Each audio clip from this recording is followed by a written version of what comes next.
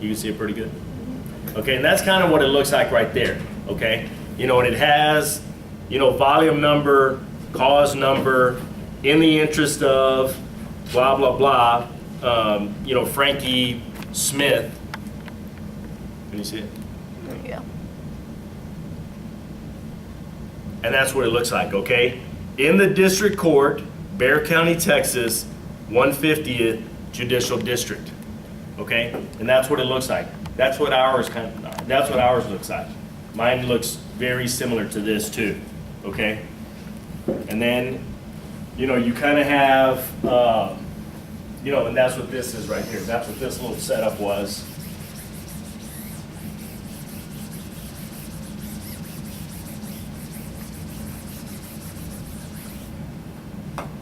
And then in the middle, you're going to have what kind of a hearing it is, or what the document is, and the date. Okay? So that's kind of the setup. You know, so you have what kind of hearing it is, or, you know, what it is, and then you have this little thing that says, I, you know, Dave Zarate, official court reporter in and for the 150th District Court, do hereby certify that the following proceedings are true and correct, and they were held in front of Judge Charles Montemayor, who was my judge. And it's just simple. It's simple little stuff. And it's, you know, I further certify that any exhibits that were marked are true and correct copies of any exhibits. And that's it.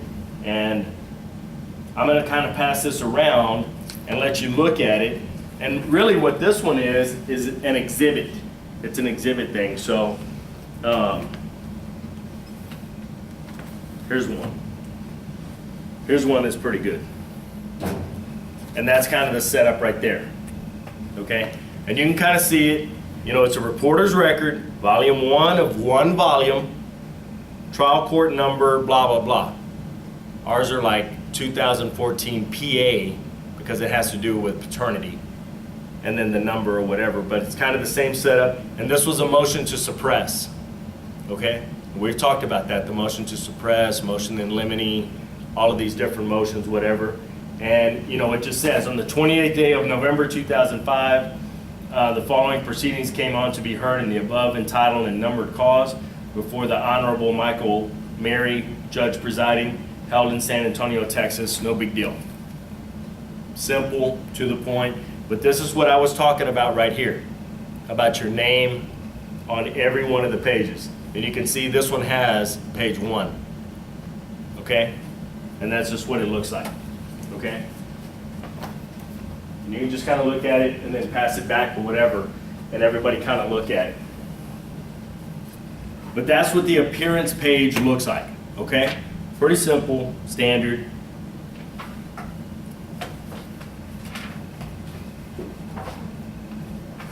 I mean, I'm sorry guys, that's the title page.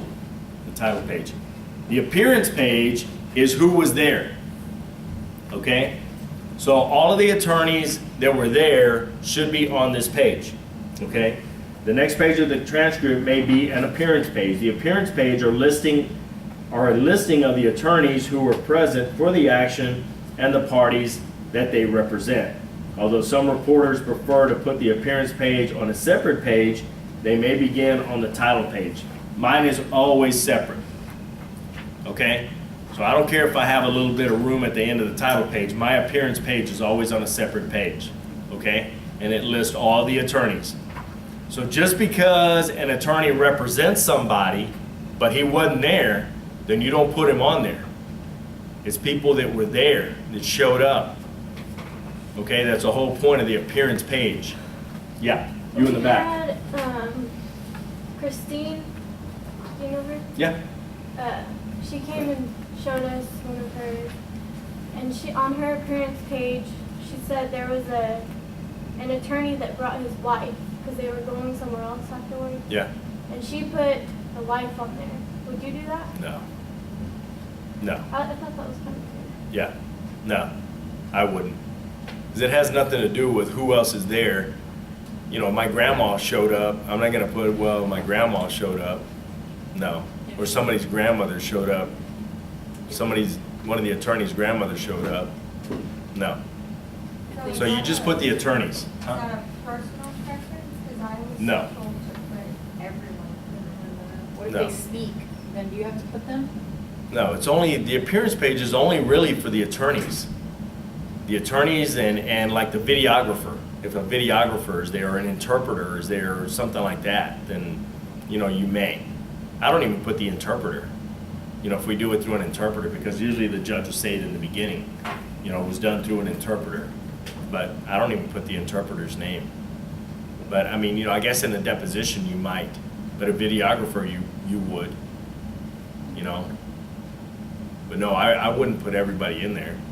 Just because the secretary comes in and she sits in for a while and the paralegal's in there doing stuff, no. Now, if there's another attorney that's sitting in with him, helping him on the case, yes, I would.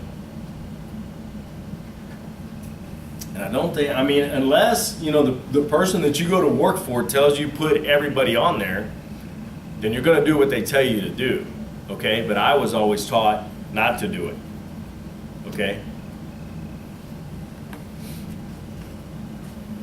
And it tells you right there, the appearances are a listing of the attorneys who are present for the action and the parties that they represent, okay? So what I do is I put Mr. John Doe, attorney at law, and then you put, you know, if he's with Doe, and Gonzalez, you know, then you put that address, bar number, all of that stuff, and then I put appearing for mother, or if he's appearing for the interveners, and I've had it happen where, you know, a set of foster parents had intervened to try to adopt a kid, and then grandma had intervened to try to adopt a kid, and the other grandma had intervened to adopt a kid, and there's 3 different lawyers in there for those 3 different parties that really aren't part of the case. I mean, they're part of the case, but they're usually not part of the case.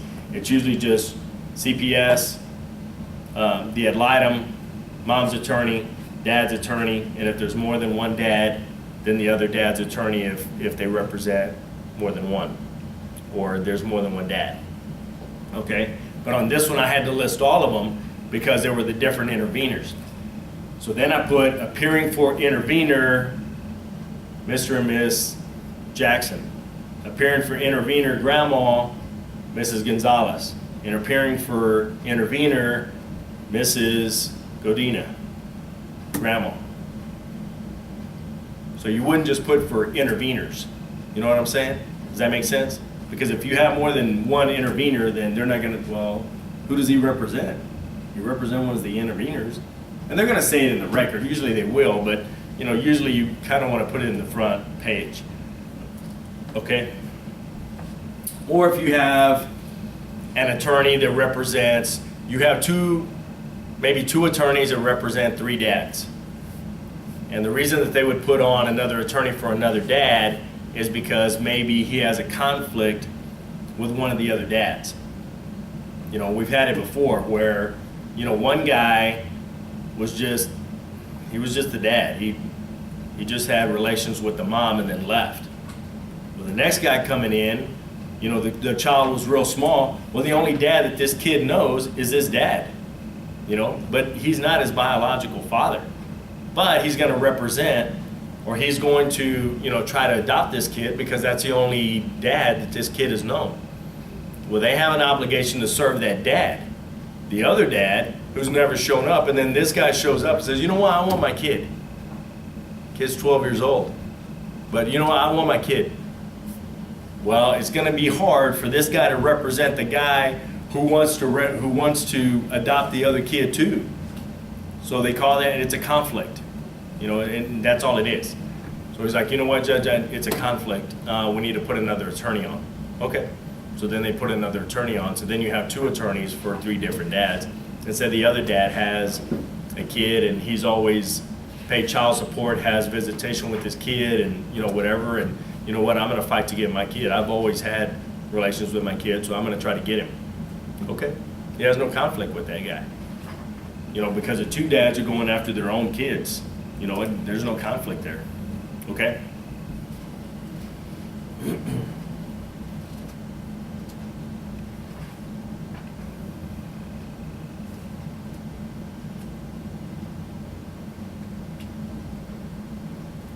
Okay, the appearances of attorneys on behalf of the plaintiffs are always listed first, followed by the appearances on behalf of the defendants.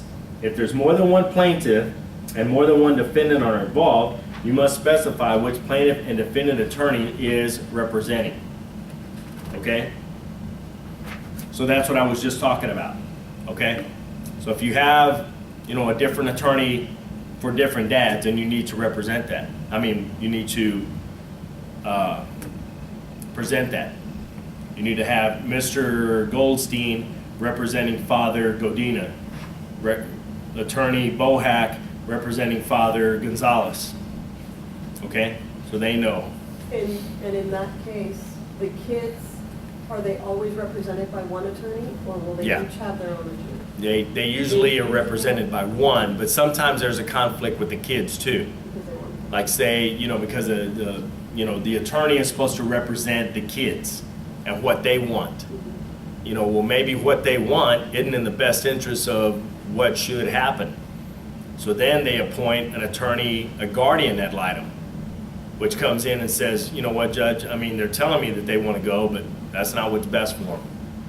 That's up to the attorney to listen to their client and say, you know what, I don't want to go home. I don't ever want to go home, ever. Okay. Well, Judge, we think it's in the best interest that he does go home. Mom did everything. Mom's a good mom. This kid's just being defiant because, she's a teenager and she just wants to do whatever she wants to do, and she and mom butt heads because of blah, blah, blah, whatever. So then they would appoint a guardian ad litem. So there may be different attorneys for the same kid. And it may just be one kid. And we've had it before. Okay? All right, the index page. The index is a very important part of the transcript because it shows the person looking at the text exactly where to go to find references to the examination of witnesses, the marking of exhibits, and so on. So this is going to be the page which tells you everything. You know what? Well, I need to go to where they did the examination of the caseworker Charles Smith. Well, I don't think Charles was called first because I think they called the counselor, the police officer, the psychiatrist, the supervisor, and then they called Charles Smith. So he was like the fifth one. Okay, well, he may not start until page 113. So they're going to flip through that whole thing trying to find, where exactly it started. No, you just go to the index page, Mark Gonzalez. Okay, you started on page 113, bam, no big deal. Okay, and that's where, I need to see where exhibit number 3 was marked, where dad was convicted of aggravated sexual assault and they admitted this thing. I need to see, if it was done properly. Did they offer it, what page they offered it, what page they marked it, and what page they admitted it on. And you should have all of those on there, okay? The index refers to the pages where the witness was called and on what page he or she underwent each type of examination. It also lists the page numbers where each exhibit was first introduced and marked for identification, as well as the page where it was received into evidence. An index of exhibits is shown on figure 15.5. Okay, and that shows you right there. If you look on, 15.5. Mine looks a little bit different. I have a marked, offered, admitted. This one just says identified and received, But if they ask you to mark it, then, that's always the way that I was told to set it up. What page it was marked on, what page it was offered on, and what page it was received on. Because it's not always going to be the same page, okay? It's not always going to be the same page. So you may mark it on page 24, but he goes through with it with the witness for 10 pages. So on page 34, he finally goes, you know what, Judge, I need to offer this exhibit into evidence. Okay? Well, then they're like, well, I'm going to object. I object because of blah, blah, blah. Well, then they start objecting and then they start arguing about why it shouldn't be admitted. And that goes on for 2 pages. So now on page 36, the court finally goes, you know what? I'm gonna go ahead and admit that exhibit. So now you have 24 that it was marked, 34 that it was offered, and 36 that it was received or admitted, okay? So you have to pay attention to that. It's not always gonna be the same. Figure 15.8 is an example of an index of witnesses and index of exhibits appearing on the same page.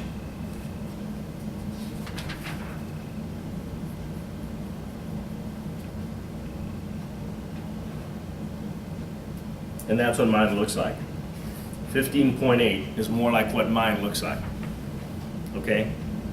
State's witness, direct, cross, redirect, recross, and then an index of exhibits.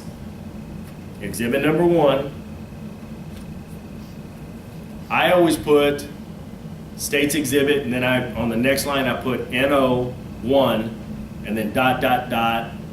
certified copy. And then I have a marked, offered, admitted. Here they have a totally different line for the description of what it is. I don't think you need it, but if you're only going to do the marked and received, then okay. But, you know, I guess that all depends on who you go to work for or whatever, I guess. So that's how mine differs a little bit, just on the exhibit mark.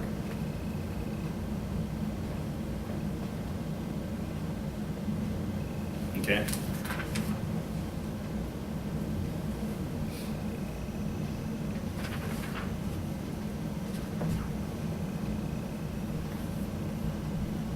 Okay, stipulation page. Transcripts for trials or hearings may not contain any stipulations before the trial. Stipulation pages are usually used in deposition transcripts when attorneys agree before the testimony about certain matters regarding the way that the matter will be conducted. The stipulations may be lifted from a reporter's file as usual stips and inserted into the transcript, or they may be dictated during the proceeding. Okay? So a lot of times, and guys, I've been out of the loop for a while as far as taking depositions, but back when I did, it was one thing that we always had to ask. You know, and you always ask the attorneys, okay, is this deposition going to be held by the rules? Yeah. Okay. And if not held by the regular rules, then they'll tell you, no, it's not. And the regular rules are they can object to the form of the question and object to something else. But there was 2 things I think that they could object to. And then that was in the body. So that's going to be on the first page, right here, on the title page. It's going to be right here. On the 28th day of November 2005, from 1:30 to 3:45, the following proceedings, the following deposition was held, taken of blah blah blah,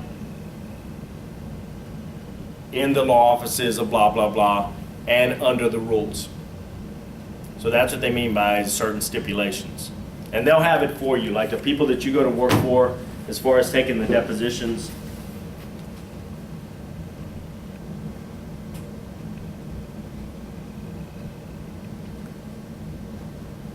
Yeah, it's right here. And this is one. This is the oral deposition of somebody. Okay? And that's exactly what it has. It has the oral deposition of Harry L. Smith, PhD,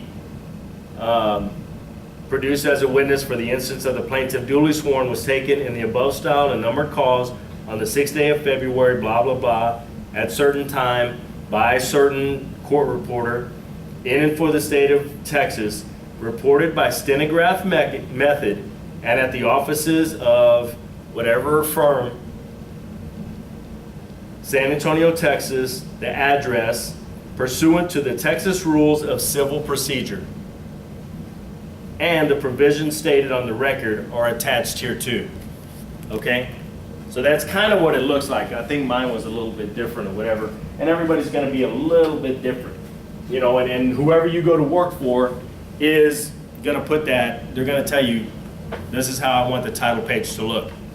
And I want all my reporters to have that same title page. And the only thing that changes, the address, whoever took the deposition, blah, blah, blah. The time, whatever, okay? So what if the attorneys say, no, we're not gonna go by the rules of the Then they'll tell you what they agreed to go by. and then you put that on the Yeah. back page, the title page? Mm-hmm.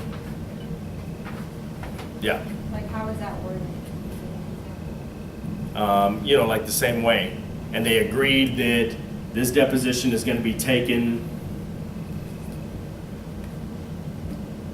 I don't know, pursuant to objections of whatever. You know, so if they say, you know what, we're not going to object to questions of form or whatever, then, you know, they're going to say, no, we're not going to do that. We're going to do it pursuant to this. So they'll tell you in the beginning. But if not, then they just follow a uniform, and they kind of have a uniform format also of what they can do. Okay, so they can really only object to the form of the question and something else.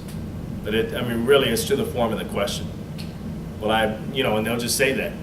You know, I objected, it calls for hearsay. Okay, go ahead and answer. You know, and then when they go to trial, then they bring it before the judge. Well, you know, this shouldn't have been asked because we objected to the form of the question as hearsay. Oh, you know what? It was hearsay. Okay, so no. Okay?